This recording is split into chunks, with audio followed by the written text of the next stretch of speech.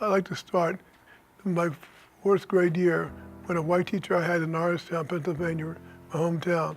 When I asked her, did Negroes have a history? We were studying the Constitution. She said, no, Charles, Negroes were born to serve white people. I was stunned and went home and asked my parents about it. They said, no, we do have a history. So I began to read earlier after my teacher remarked. So later I went to the Salvation Army bookstore. The first book I purchased, I was sort of ashamed, but at the same time something told me to buy it. It was Little Black Sambo. It's still a part of the collection. I still have that same copy in this collection. When we were in school, we didn't study history. Charlie didn't study history beyond what was required. We played sports. But all the while, he was collecting books. So in 1948, they had the Junior Olympics here at the University of Pennsylvania at Franklin Field. And I won the shot put. After that, I left Franklin Field, took the subway down to 9th and Market Street to Larry's bookstore. And the title my eyes focused upon was called The Underground Railroad by William Steele. It was the first page I turned to. At the bottom of the page it said, escape from Sussex, Delaware. The Blocksons.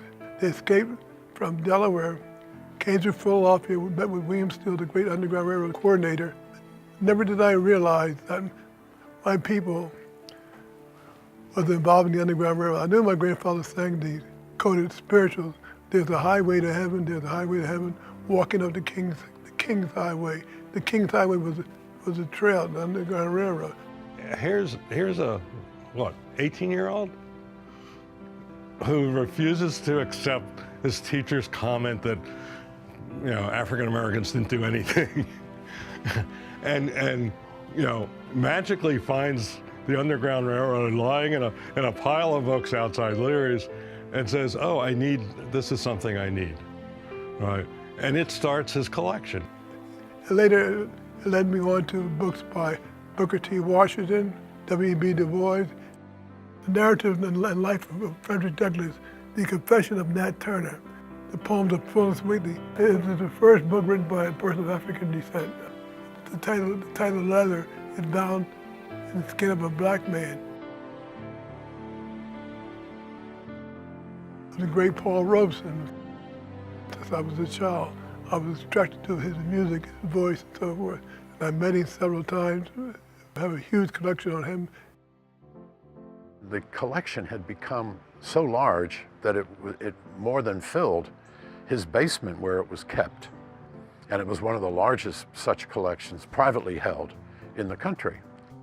People started calling me, inquiring about the books. I didn't want to sell them. Then I decided on Temple. When he came here, he brought with him 20,000 items. Today we have over 500,000 items and growing. People from all over the world comes here, even young children. People said, you permit children to come? I said, by all means. I was a child, and I'm so pleased when children come in. When Mr. Blockson started collecting when he was 9 years old, he collected everything. And so when researchers come here, it's basically a one-stop place for them. Last year, an exhibit opened at the Woodmere Art Museum of John W. Mosley's photographs. It's probably one of the most used collections here. John W. Mosley took photographs of African American life here in Philadelphia from the late 1930s through the late 1960s.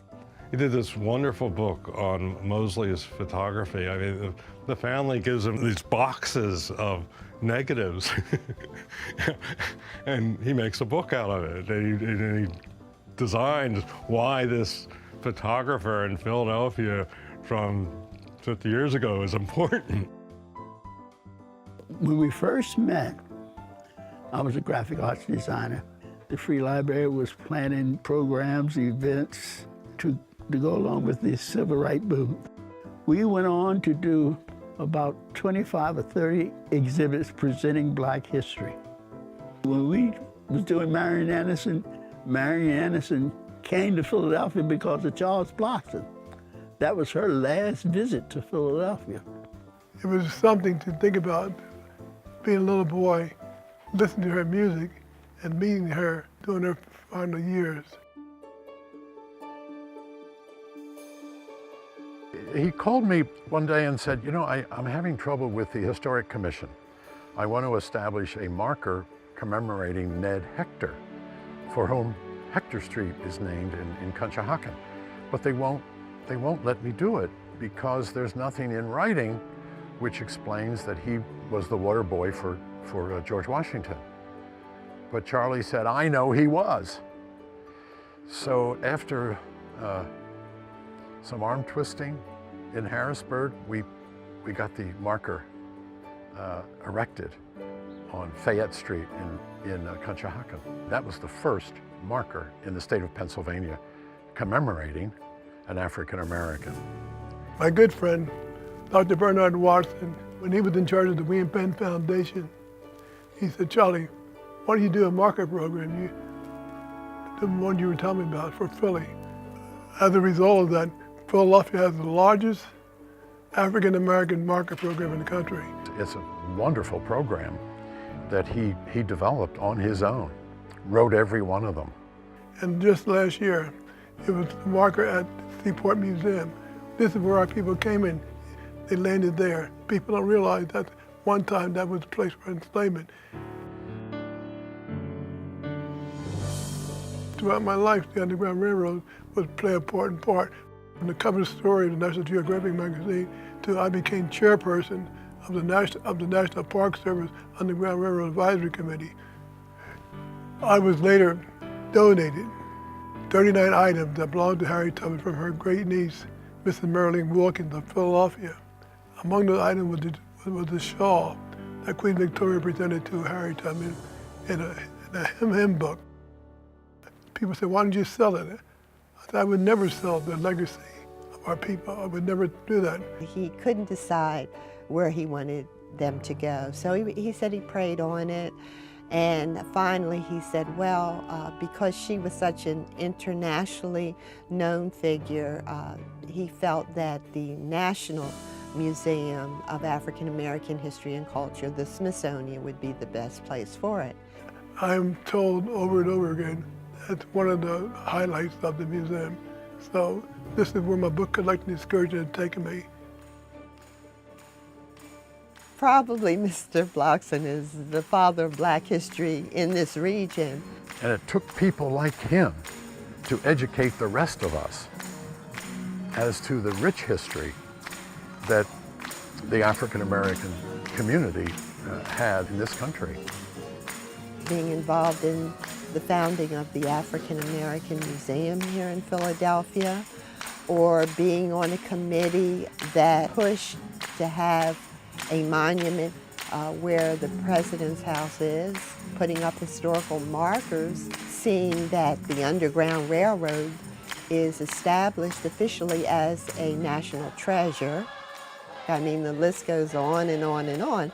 If you think in terms and are knowledgeable about African American history in Philadelphia, he's the center.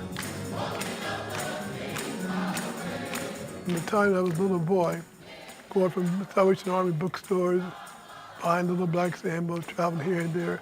It seemed like I closed my eyes.